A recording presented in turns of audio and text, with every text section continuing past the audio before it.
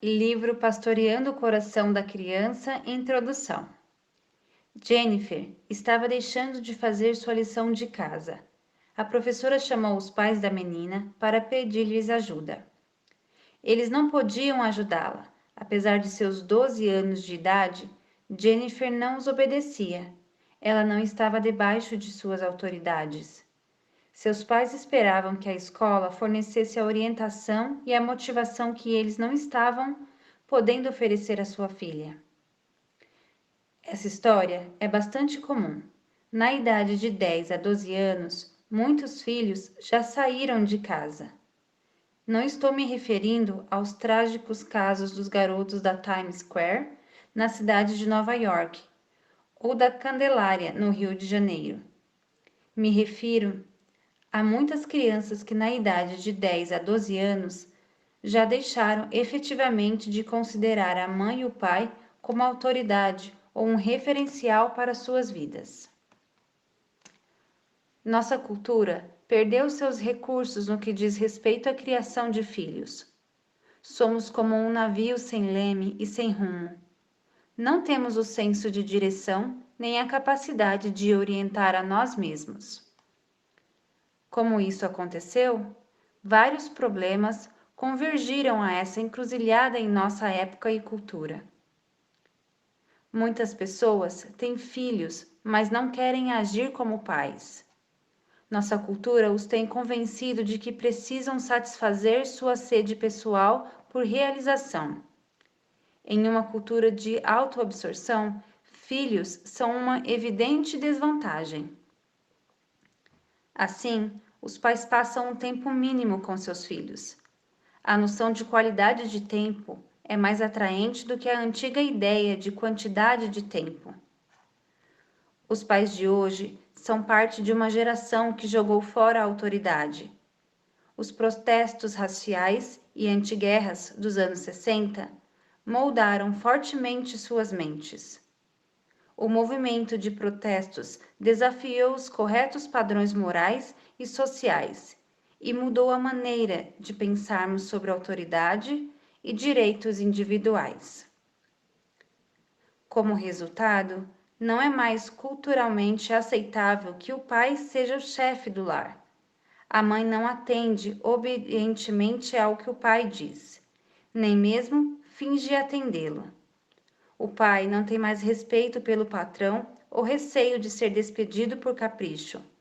Os chefes de ontem usavam autoridade para atingir seus alvos.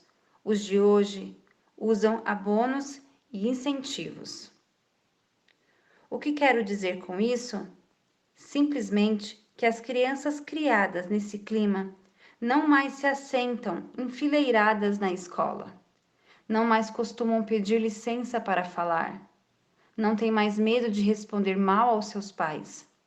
Não aceitam um papel submisso na vida. Como isso afeta a criação de filhos? Os velhos métodos de criação não funcionam mais. Os velhos métodos de exercer autoridade são ineficazes e não conhecemos nenhum novo método que funcione. A igreja pediu emprestado ao mundo o velho método de criação do tipo: obedeça, garoto, senão eu vou puxar sua orelha. Isso parece funcionar. As crianças pareciam obedecer. Eram exteriormente submissas. Esse método não funciona mais, visto que a nossa cultura não atende mais à autoridade como o fazia há apenas uma geração.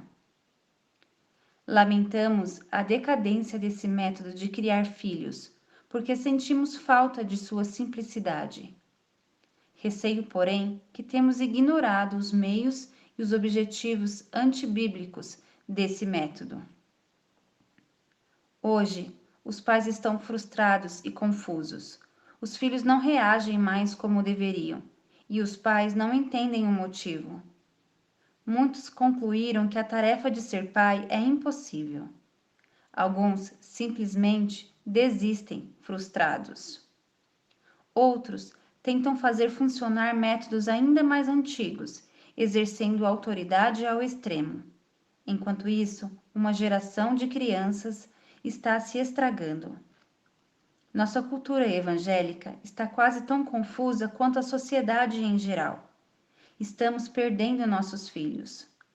Os pais de filhos pequenos que vivem com o temor mortal da adolescência, os pais de adolescentes lembram os seus filhos continuamente de que o dia deles chegará.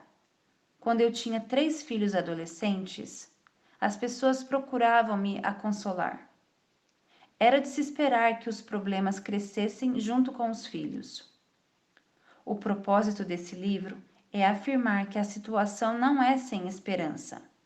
Você pode criar filhos com métodos santos, independentemente da época na qual vivemos. Não precisa e, de fato, não deve se esquivar por concluir que essa tarefa é impossível. A experiência pode lhe dizer que o fracasso é inevitável, porém, a experiência é um guia inseguro. O único guia seguro é a Bíblia. Ela é a revelação de um Deus que tem conhecimento infinito e, portanto, pode oferecer-lhe verdade absoluta. Deus lhe deu uma revelação suficiente e completa. Ela apresenta um quadro exato e compreensível a respeito dos filhos, pais, vida familiar, valores, treinamento, desenvolvimento, disciplina. Tudo o que você precisa para estar equipado a fim de executar a tarefa de criar filhos. Os métodos de Deus não têm sido comprovados como inadequados. Simplesmente não estão sendo experimentados. A igreja espelha os problemas da nossa cultura porque na geração passada não estávamos realizando biblicamente a tarefa de criar filhos. Estávamos aplicando apenas o que funcionava. Infelizmente, ainda estamos tentando fazer a mesma coisa, embora devido à mudança em nossa cultura, isso não mais funcione. Deixe-me dar uma visão geral dos princípios bíblicos para a tarefa de criar filhos. Autoridade. Deus chama suas criaturas para viverem sob autoridade. Ele é a nossa autoridade e outorgou autoridade às pessoas dentro das instituições que estabeleceu: lar, igreja, Estado, negócios. Vocês não devem se envergonhar de serem autoridades sobre seus filhos. Vocês exercem autoridade como agentes de Deus. Não devem orientar seus filhos segundo seus próprios interesses e conveniência. Precisam orientá-los segundo os padrões de Deus para o bem deles. Nossa cultura tende continuamente a assumir os extremos. Em autoridade, tendemos a um autoritarismo excessivo, uma abordagem do tipo John Wayne, uma postura fraca. Deus os chama através de sua palavra e exemplo, e exercem uma autoridade verdadeiramente gentil. Deus os chama a exercer autoridade e não a obrigarem seus filhos a fazerem o que vocês querem. Ele os chama a serem verdadeiros servos, ou seja, autoridades que entregam suas próprias vidas. O propósito dessa autoridade na vida de seus filhos não é mantê-los debaixo de seu poder, mas capacitá-los a serem pessoas autocontroladas que vivem livremente sobre a autoridade de Deus. Jesus é o exemplo desse estilo de vida. Aquele que tem o comando, aquele que possui toda a autoridade, veio como um servo. Ele é soberano que serve, mas também é o servo que governa. Ele exerce a autoridade soberana que é gentil, autoridade exercida em favor de seus súditos. Em João 13:3, mesmo sabendo que o Pai colocara todas as coisas sob sua autoridade, Jesus tomou uma toalha e lavou os pés dos discípulos. Quando o seu povo se submete à sua autoridade, é capacitado a viver livremente na liberdade do Evangelho. Como pais, vocês precisam exercer autoridade. Precisam exigir a obediência de seus filhos, visto que eles são chamados por Deus a obedecerem e honrarem vocês. Precisam exercer autoridade, não como um cruel carrasco, mas como quem verdadeiramente os ama. Os pais que são déspotas benevolentes não veem seus filhos apressados em abandonar a casa. Os filhos raramente deixam um lar onde suas necessidades são atendidas. Quem gostaria de deixar um relacionamento onde se sente amado e respeitado? Quem abandonaria pais que o conhecem e entendem? Que filho fugiria de alguém que o compreende, entende a Deus e seus métodos, entende o mundo e sua maneira de funcionar? Alguém que está comprometido em ajudá-lo a ser bem-sucedido. Durante 25 anos de administração escolar, criação de filhos, trabalho pastoral e aconselhamento, observo que os filhos, em geral, não resistem à autoridade que é verdadeiramente gentil e altruísta. Pastoreando. Se a autoridade descreve de maneira mais correta o relacionamento entre pai e filho, a melhor descrição das atividades do pai em relação ao filho é pastorear. O pai é o guia do filho. Este processo de pastorear ajuda a criança a entender a si mesma e ao mundo em que vive. O pai pastoreia o filho através da avaliação deste e de suas reações.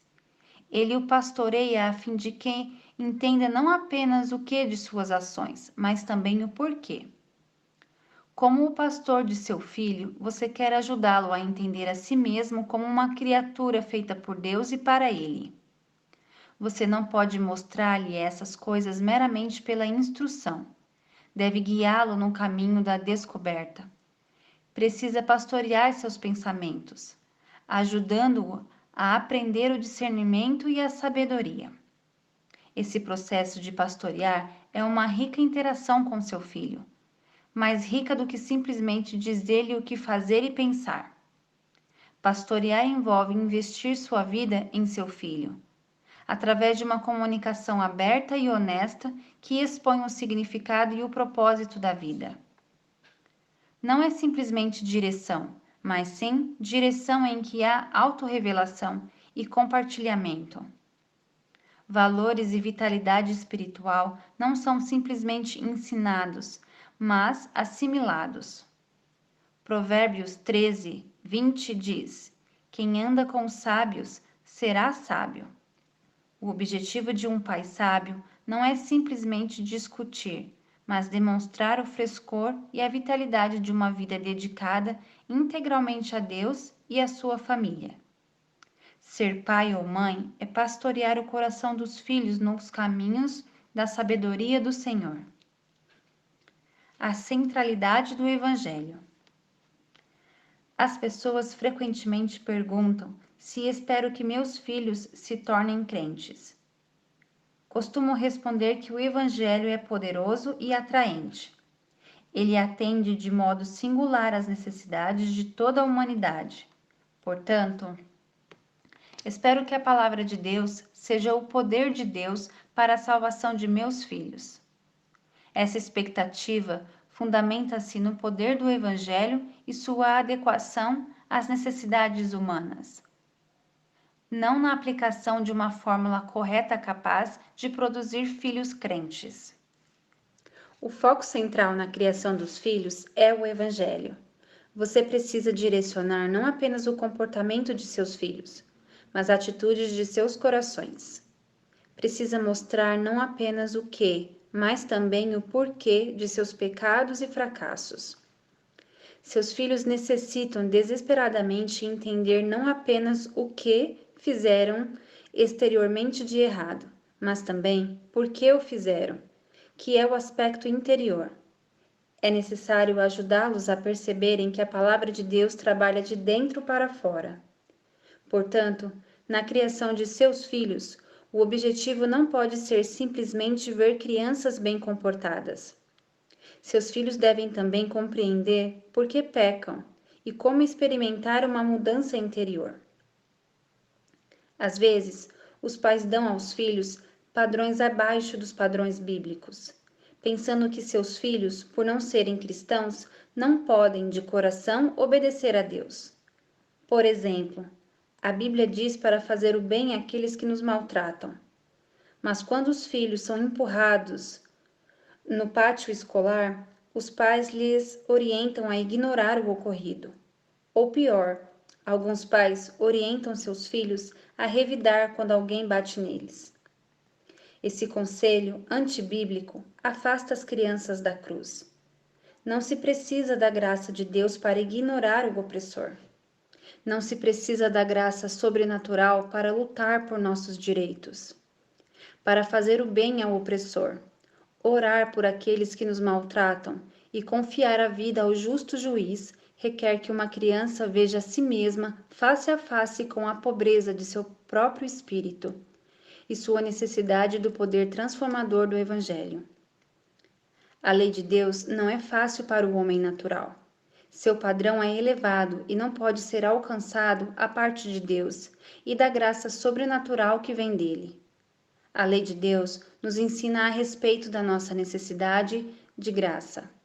Quando você deixa de expor o padrão divino, rouba de seus filhos a misericórdia do Evangelho. Internalizando o Evangelho. Em última análise, seus filhos devem internalizar a mensagem do Evangelho. Cada filho, dentro de um lar cristão, em alguma ocasião, examinará as reivindicações do Evangelho e decidirá se abraçará a verdade contida nele. Veja o processo dessa forma. Ele conhecerá as declarações do Evangelho e decidirá tomá-las para si mesmo ou lançá-las fora. O pai e a mãe têm uma oportunidade maravilhosa de ajudar seu filho adolescente a buscar com honestidade todas as respostas às suas perguntas de fé. A palavra de Deus é forte. A fé cristã pode suportar um escrutínio preciso de honesto. Todas as pessoas não têm a obrigação de formular todas as perguntas, mas todos têm a obrigação de externar todas as suas próprias perguntas. Mutualidade como povo sob a autoridade de Deus. Recentemente, tive uma conversa com meu filho. Ele falava sobre as coisas que Deus estava lhe ensinando. Compartilhou novas descobertas sobre si mesmo e o que essas descobertas significavam no seu conhecimento de Deus, de formas que iam além das teorias. Enquanto conversávamos, parecia que eu não falava não com meu filho, mas com outro homem. Não lhe dava instruções. Compartilhávamos de boa experiência de conhecer a Deus. Gozei de um maravilhoso senso de mutualidade com este homem, que antes fora um garoto a quem instruí, disciplinei e por quem lutei em oração. Obrigado, Deus.